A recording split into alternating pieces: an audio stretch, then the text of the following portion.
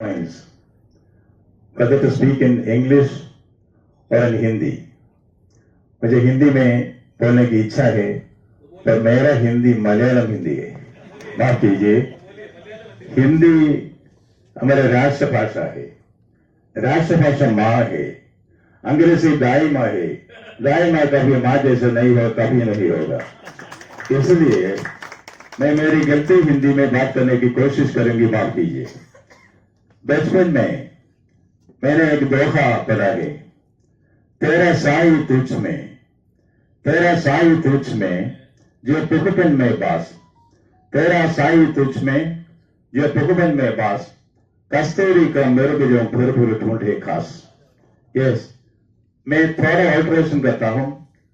तेरा शक्ति तुझ में, तेरे रचनात्मक शक्ति, तेरे रचनात्मक शक्ति तुझ में जो पुखपन में बास, कस्तूरी का मृग जो फिर फिर ढूंढे घास. वो रचनात्मक शक्ति दयावर जी ने पहचाना है, इसलिए हमने इतना अच्छा कविता मिला. Congratulation.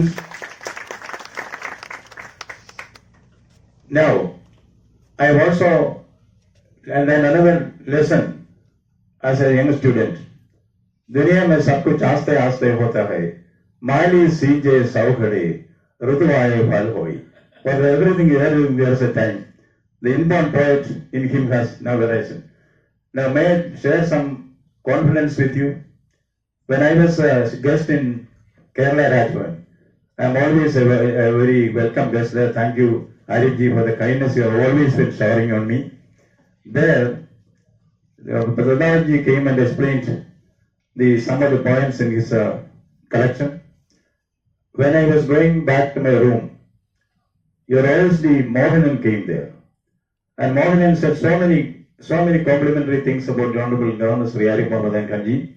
The entire Kerala speaks about his compliments. We know that. We are glad about it. In between, Mohanan said, Arif ji has a habit of planting trees for any occasion. Whenever there is any occasion, he plants trees. I am also told that he collects seeds and seedlings of trees from various states and plants it in the Kerala Rajbhavan. That mention of a seed gave me an idea to write a poem myself. That to hold your breath, a poem in Hindi. That poem came just like that.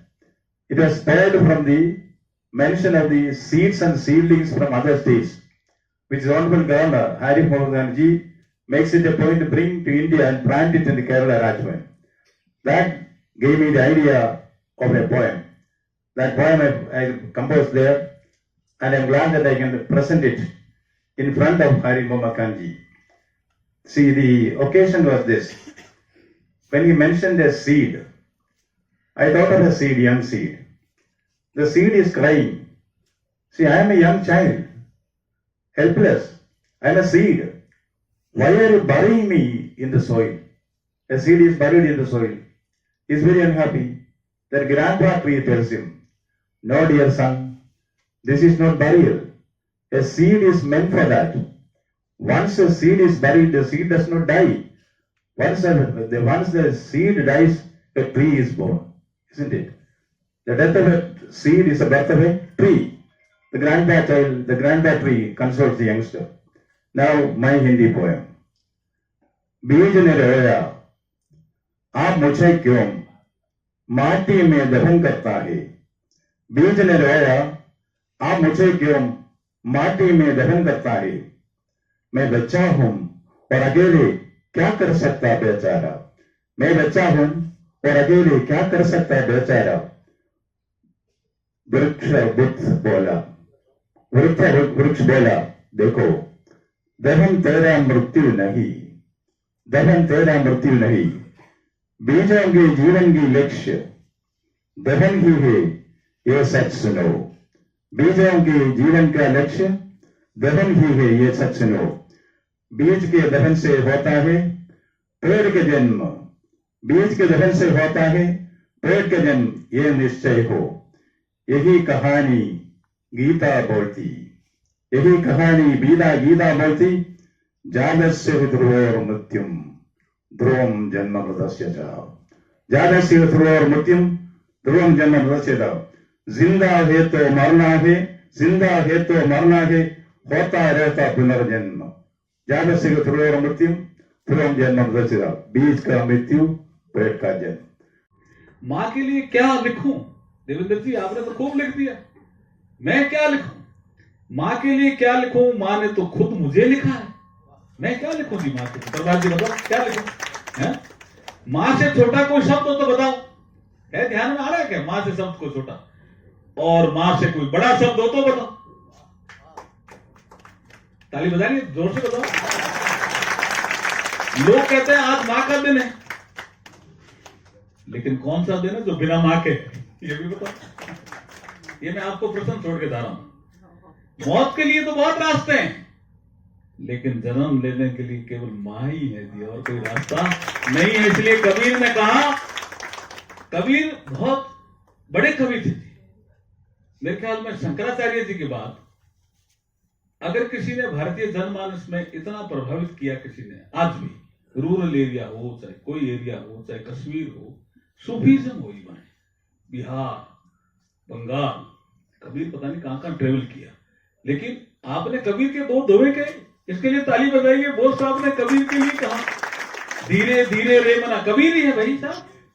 धीरे धीरे रे मना, धीरे सब कुछ हो, माली सीते सो बड़ा ऋतु आया ही फल को। और वो कबीर है, वो भी मृग वाला भी, और ये भी कबीर है। एक वजन में 4 अंतरे और 2 में राम का नाम ले रहा है। क्या? घणो दिन सोलियो रे, अब तो जाग मुसाफिर जाग घणो। ये कबीर है सर। बहुत सो लिया तुम भाई। तो पूछा शिष्यों ने, कहां सोया? पहला सोयो माँ के गर्भ में, उल्टा पांव पसार। कबीर कहता है कि माँ के गर्भ में बच्चा उल्टे पांव होता, हम उसको उल्टा समझते हैं, लेकिन उसके सिर नीचे होता है और पांव ऊंचे होते हैं। कोई कोई बच्चा शायद पांव से जन्मता है तो वो चिड़क पड़ जाती है ना, तो हमारे राजस्थान में कहते हैं कि चिड़क निकाल लो, ये उल्टे पांव है। जबकि कबीर कहता नहीं, वो ठीक ही सोया, लेकिन सोया ऐसे था। लेकिन कबीर को इसका ज्ञान था। अब इस भजन में वो पहली बार माँ का नाम ले रहा है। पहला सोयो तू माँ के, ये माँ के गर्भ में उल्टा पांव फंसा, देखिए। और दूसरा बार भी माँ के कह रहा है। फिर दूजो सोयो तू माँ के गोद में, हंस हंस दांत दिखाए। ये दांत का क्यों यूज किया जी कबीर ने, पता है? ये जब संसार बनता है तब सारे अंग भगवान देता है, लेकिन दांत नहीं देता। और क्यों नहीं देता? कि अगर बच्चे के दांत भगवान देते तो वो स्तन खा जाए, इसलिए परफेक्ट सिस्टम बनाने के लिए भगवान ने दांत बाद में दिए। और वो कबीर ने, और आपने कबीर का जिक्र किया जी, आपको बहुत बहुत धन्यवाद। और ये तो करते ही रहते हैं, आरिफ मोहम्मद खान साहब तो, और परवाज जी करते ही रहते हैं। बहुत बहुत बधाई, शुभकामनाएं। मैं मुझे जाना है, नहीं तो मैं आपको पूरा भजन सुना देता कबीर का। हाँ, पूरा ही आगे सुन लेंगे सर, फिर कभी देवेंद्र जी मौका देते रहेंगे, रेखा जी मौका देते रहेंगे। बहुत बहुत धन्यवाद, शुभकामनाएं सर, थैंक यू सर। उनको बहुत बधाई देता हूं, इसलिए कि ये रचना संभव, मुझे कोई जानकारी नहीं है, लेकिन मैं इतना जानता हूं कि संभव नहीं हो सकती थी जब तक उनकी सपोर्ट, उनकी इंस्पिरेशन, उनकी प्रेरणा इसमें शामिल ना हो। और आप सब पधारे यहाँ और इतनी देर से बैठे हुए हैं। मैं लंबा भाषण नहीं, लेकिन केरला राजभवन में जब इस पुस्तक का विमोचन हुआ तो भी मैंने कहा था कि बाकी तो जो ये कुल 1650 शब्द हैं, लेकिन इसमें 2 नंबर पे जो कविता है वो, जैसे कोई चीज आप अंग्रेजी में कहते हैं यू आर ओवरवेल्म्ड, आपके ऊपर वो चीज सवार हो जाती है। वो लाइनें बिल्कुल ऐसी ही हैं। और मैं सोच रहा था कि ये कवि देवेंद्र कुमार दोदावत की लाइनें हैं या डॉक्टर दोदावत की लाइनें। एक बार ही मुस्कुराई थी वो तेरे रोने पर, अब इसमें मेडिकल भी है, इसमें साइकोलॉजी भी है, इसमें माँ के प्रति प्यार भी है। एक ही बार मुस्कुराई थी वो तेरे रोने पर, वरना तेरे हर दर्द पर उसकी आंख में आंसू थे। अरे सब आपके दिमाग में कौन जाती है ये चीज कि पैदाइश के बाद बच्चा जब तक रोता नहीं तब तक माँ की चिंता बनी रहती है, और जैसे ही उसके कानों में बच्चे की रोने की आवाज आती है, जननी के नाते उसका मन प्रफुल्लित हो जाता है। मैं इस कविता को बार बार देखता हूं और बार बार पढ़ता हूं और इस पर गौर करता हूं कि क्या प्रभावी शब्द है। हमारा जीवन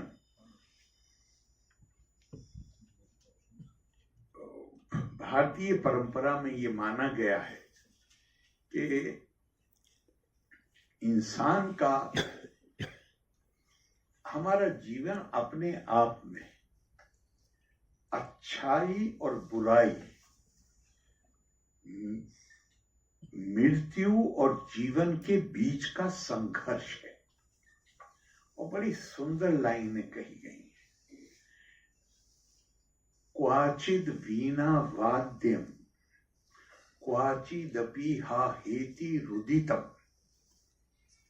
क्वाचिन नारी रम्या क्वाचिदपि जरा जरा वपु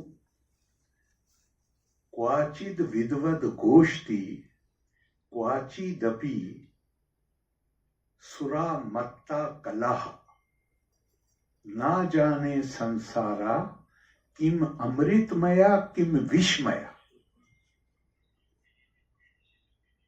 एक ही वक्त में बहुत बहुत दिल को मोह लेने वाला संगीत, और उसी वक्त किसी और जगह मातम हो रहा है।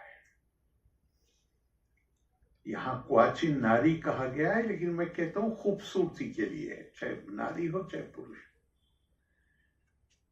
एक तरफ वो लोग हैं जो बहुत देखने में सुंदर, आकर्षक, मनमोहक हैं। दूसरी तरफ वो लोग हैं जिनके शरीर गल और सड़ गए। एक तरफ विद्वत गोष्ठी, बौद्धिक आदान प्रदान हो रहा है, दूसरी तरफ शराब पी के आपस में झगड़ा हो रहा है। तो कवि ये कहता है कि ये संसार, ये अमृतमयी है या ये विषमयी है, ये कोई नहीं जानता। खुद ऋग्वेद में आया है, यस्य छाया मृत्यु यस्य अमृतम, और महाभारत में आया है कि अमृतम चैव मृत्युस द्वयम देहे प्रतिष्ठितम सत्युर आपद्यते मोहात सत्य नापद्यते अमृतम। ये अमृत और विष, जैसे अंग्रेजी में कहते पैराडॉक्स, उसका मिश्रण है। वो हर तरफ भरा हुआ है। हमारा इम्तिहान क्या है, हमारी परीक्षा क्या है कि इसमें से हम कितना अमृत निकाल सकते हैं। सिर्फ अपने लिए नहीं, हमारे यहां लोक संग्रह की जो कल्पना है वो जबरदस्त है। सक्ता कर्मणि अविद्वांसा यथा कुर्वन्ति भारता,